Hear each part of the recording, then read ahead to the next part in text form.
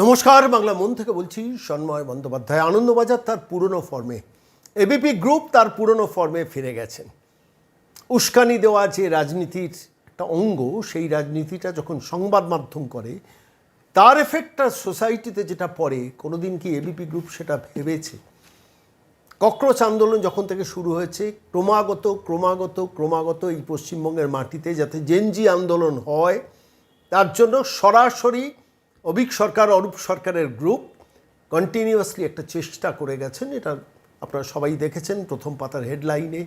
ক্রমাগত দিল্লির ঘটনাকে পশ্চিমবঙ্গের মাটিতে যাতে রিফ্লেক্টেড করানো যায়, তার নিরন্তর চেষ্টা করেছেন।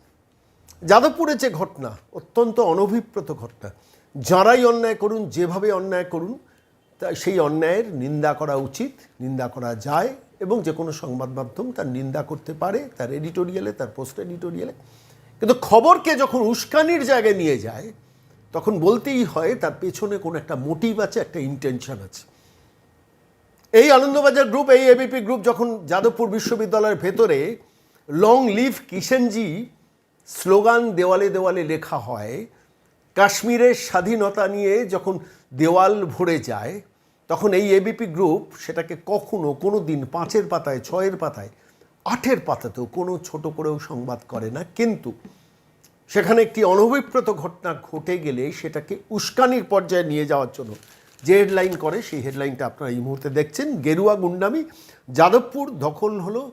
যাদবপুর দখলে ভাঙা হলো প্রতীক। তারপরের লাইনটা হচ্ছে, লজ্জাও নেই শিল্পাচার্যের সৃষ্টিতে পা এবিভিপির। অর্থাৎ ক্রমাগত অখিল ভারতীয় বিদ্যার্থী পরিষদকে আক্রমণ করা। ঠিক আছে, একটা রাজনৈতিক এজেন্ডা থাকতে পারে, একটি রাজনৈতিক দলের এজেন্ডা থাকতে পারে, একটি সংবাদ মাধ্যমের এজেন্ডা যে নির্দিষ্টভাবে যাদবপুরের পরিস্থিতিকে আরও উত্তপ্ত করা। তাণ্ডব চলবে সর্বরীর হুঙ্কার, মিলে গেল দিবসও। আমি হেডলাইনগুলো আমি আপনাদের কাছে বলছি। আজকে যখন এই প্রতিবেদন পেশ করছি, সেদিন প্রথম পাতায় 8 কলমের মধ্যে 7 কলম ধরে যাদবপুর দিচ্ছে ডাক, গেরুয়া সন্ত্রাস নিপাত যাক। যাদবপুর দিচ্ছে ডাক, গেরুয়া সন্ত্রাস নিপাত যাক। ফিরল প্রতীক, থানায় কর্তৃপক্ষ, যাদবপুর বিজেপি হুঙ্কারেও মৃদু ভিন্ন সুর, দখলদারি রুখতে বাধ্যই মিছিলে নেমেছি। এবং সেই লেখাটা যদি কেউ পড়েন, আপনারা যদি পড়েন, বুঝতে পারবেন আনন্দবাজারের দৃষ্টিভঙ্গি। সেখানে কি লেখা হচ্ছে, আমি কয়েকটা লাইন আপনাদের কাছে একটু পড়ে শোনাবো যে আনন্দবাজারের ভূমিকাটা এই ক্ষেত্রে কী ভূমিকা তারা পালন করছেন। আবেগের কল্লোল কণ্ঠ মিলে যাচ্ছে অর্ধশতক আগের ছাত্রী শিক্ষক এবং আজকের তার তাজা জেনজি পড়ুয়াদের। অর্থাৎ সেই জেনজি কনসেপ্টটা আনন্দবাজার এখন প্রমোট করতে চাইছে পশ্চিমবঙ্গের মাটিতে। এর ফলটা কোথায় গিয়ে পৌঁছতে পারে জানেন?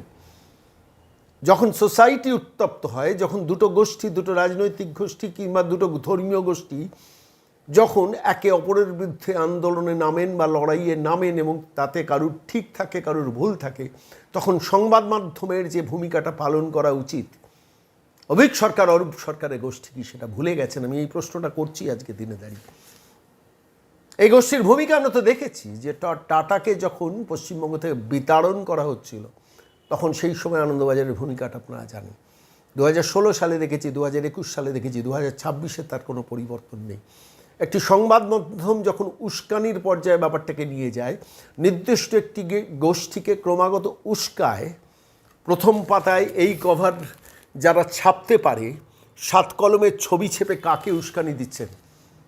আমি প্রশ্ন করছি আনন্দবাজার গোষ্ঠীকে। আমি আজকের এই প্রতিবেদন পেশ করছি তার কারণ, আনন্দবাজার কি ভূমিকা পালন করেন, কখন কি ভূমিকা পালন করেন, কোথায় কী ধরনের উস্কানি দেয়, তা নিয়ে ধারাবাহিক প্রতিবেদন আপনাদের কাছে আমি পেশ করব। আমি শুধু চিনিয়ে রাখার জন্য আজকে এই ছোট্ট প্রতিবেদনটা আপনাদের কাছে পেশ করছি। আনন্দবাজার কিন্তু এখন যে উস্কানি দিচ্ছে, সেই উস্কানিতে কিন্তু বড় আগুন জ্বলবে, এবং সেই আগুনের দায় কিন্তু আনন্দবাজার গোষ্ঠীকে নিতে হবে। আমি শুধু রাজ্য সরকার এবং কেন্দ্রীয় সরকারের কাছে অনুরোধ করব, কোনো রকম সরকারি বিজ্ঞাপন এই উস্কানির পৃষ্ঠপোষক আনন্দবাজার গোষ্ঠীকে আগামী দিনে যেন না দেওয়া হয়। আমি নবান্নর কাছে অনুরোধ করব, কেন্দ্রীয় সরকারের কাছে অনুরোধ করব, চিরতরে আনন্দবাজারকে ব্যান করার একটা ব্যবস্থা করুন। তার কারণ এরা সমাজে যে অশান্তির আগুনের বীজটাকে বাড়িয়ে তোলার চেষ্টা করছেন, সেটা কাঙ্ক্ষিত নয়, সেটা প্রার্থিত নয়। এই পশ্চিমবঙ্গের মাটিতে দাঁড়িয়ে, এই মুহূর্তে দাঁড়িয়ে শান্ত থাকার কাজটি তো সংবাদ মাধ্যমের করা উচিত। যখন দুটি ধর্মীয় গোষ্ঠীর কোনো একটা লড়াই হয়, তখন সংবাদ মাধ্যমে একটা স্বীকৃত পদ্ধতি আছে, সেই খবরটাকে একটু অন্ধকারে নিয়ে যাওয়া। তার কারণ যাতে উস্কানির আগুনে দগ্ধ না হয় সমাজ। কিন্তু যখন রাজনৈতিকভাবে এই ধরনের পরিস্থিতি উত্তপ্ত হয়, যখন কারুর ভুল থাকে কারুর ঠিক থাকে, সেটাকে একটি সংবাদ মাধ্যম গোষ্ঠীর ইহা করা উচিত উহা করা উচিত বলে পোস্ট এডিটোরিয়াল লেখাটা চলে। কিন্তু প্রথম পাতায় যখন উস্কানি থাকে তখন বুঝতে হয় দেয়ার ইজ এ মোটিভ, যে মোটিভটা বৃহত্তর কোনো সমাজের ক্ষতি করার চেষ্টা করছেন। সতর্ক থাকুন। আমি বলবো না আনন্দবাজার বর্জন করুন, কিন্তু ইতিমধ্যেই আনন্দবাজার ডুবতে বসেছে। আমি শুধু রাজ্য সরকার এবং কেন্দ্রীয় সরকারের সবার কাছে অনুরোধ করব, সমস্ত বিজ্ঞাপন থেকে এবিপি গোষ্ঠীকে কাট অফ করুন, অন্তত সেটা দরকার। চিরতর একটা শিক্ষা এই গ্রুপটিকে দেওয়া দরকার। তার কারণ এই পরিস্থিতিতে দাঁড়িয়ে যখন এই হেডলাইন, এই কভার পেজ করা হয়, তখন নির্দিষ্ট একটা মানসিকতা, মস্তিষ্কে কোনো শয়তানি কাজ করছে গ্রুপটার। কিভাবে কোন কোন সময়ে আনন্দবাজার গোষ্ঠী কী কী ভূমিকা পালন করেছে, আমি আসবো সেই সব নিয়ে টুকরো টুকরো প্রতিবেদন করে চিনিয়ে দেওয়া দরকার এই সমাজে। আমি আবারও বলছি, যাদবপুরে কে ভুল করেছে, কে ঠিক করেছে, কেউ বেশি ভুল করেছে, কেউ বেশি ঠিক করেছে, হতেই পারে। এবং সেটা নিয়ে একটি সংবাদ মাধ্যম তার সংবাদ পরিবেশন করতে পারে, কিন্তু সেই সংবাদের পরিবেশন কি লিফলেট এর জায়গায় পৌঁছতে পারে?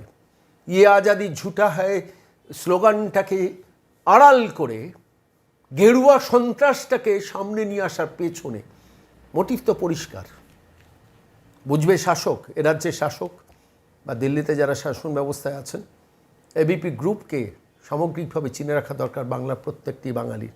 যখন সমাজ, আমি আবারও বলছি, যখন সমাজে কোনো ক্রাইসিস দেখা দেয়, যখন সংকট দেখা যায়, দুটি ধর্মীয় গোষ্ঠী যখন সংঘাতে যায়, তখন সংবাদ মাধ্যমের ভূমিকা হয় নিয়ন্ত্রকের।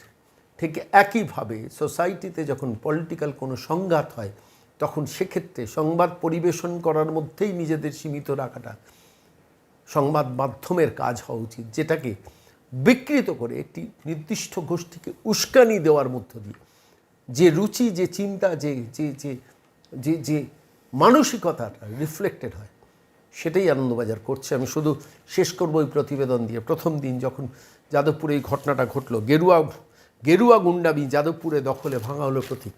আর ঠিক দ্বিতীয় দিন আজকে যখন এই প্রতিবেদন পেশ করছি, যাদবপুরে দিচ্ছে ডাক গেরুয়া সন্ত্রাসী পাঁচজন। প্রথম পাতার হেডলাইন। চিনে রাখুন, আমরা আনন্দবাজার নিয়ে ধারাবাহিক প্রতিবেদন করব এবং বাংলার মানুষকে অনুরোধ করব এই সংবাদ মাধ্যম গোষ্ঠীকে পারলে নিজেদের চিন্তা চেতনার মনন থেকে বহিষ্কার করুন। সেটাই কিন্তু এই মুহূর্তে নিড অফ দ্য আওয়ার।